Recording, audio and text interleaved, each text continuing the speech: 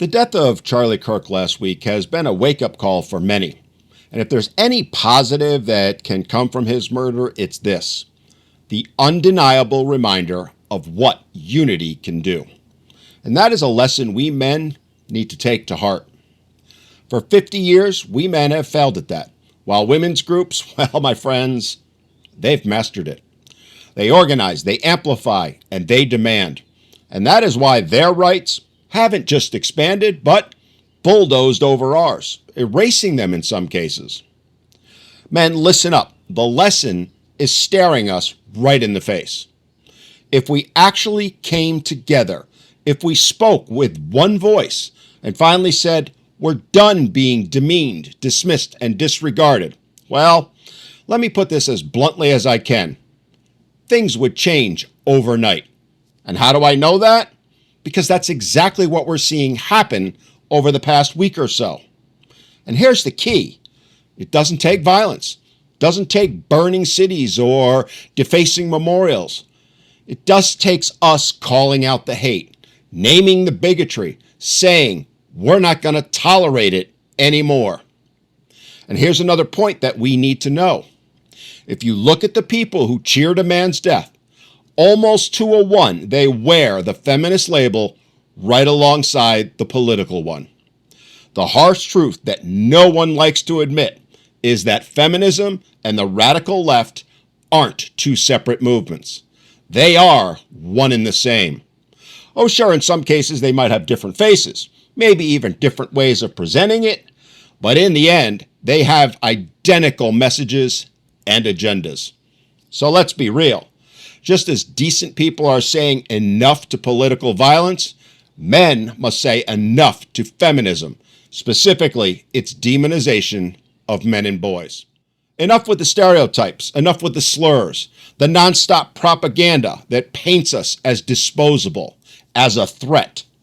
Because this isn't separate. It's the same poison, just wrapped up in a different flag.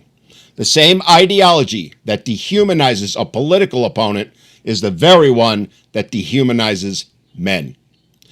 Both movements thrive on division, thrive on scapegoating, and thrive on hatred and bigotry. They have to, because those type of movements always need a villain, always need that group they can paint as evil to justify their cause. The parallels are there for all to see. The radical left has painted the opposite side as Nazis, fascists, and worse. And feminism has essentially done the same to men and boys for 50 years now. Charlie Kirk's death has become a wake-up call for people across the political spectrum.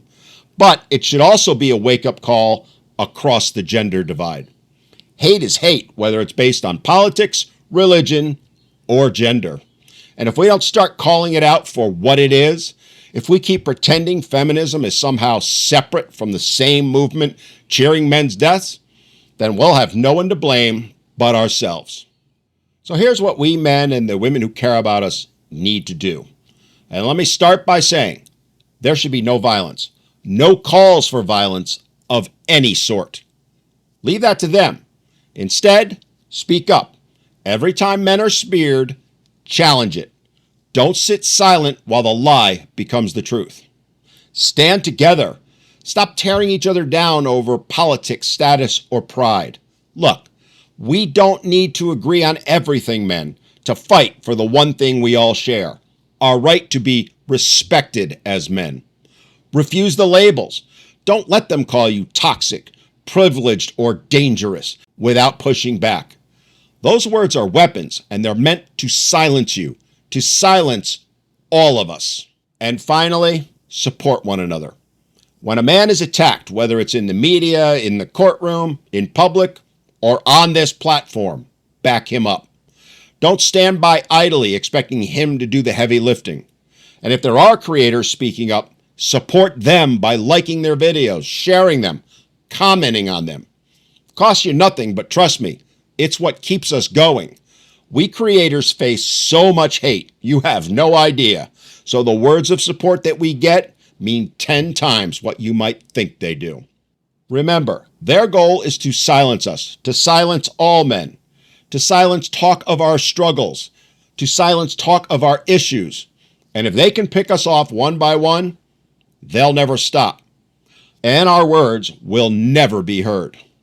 Men, this is our turning point also, if we choose to make it one. Just as people are saying enough to political hatred, we must also say enough to the hatred of men. Enough to feminism's double standards. Enough to being treated as expendable and disposable. Charlie Kirk's death should remind us of one thing above all. Divided men lose.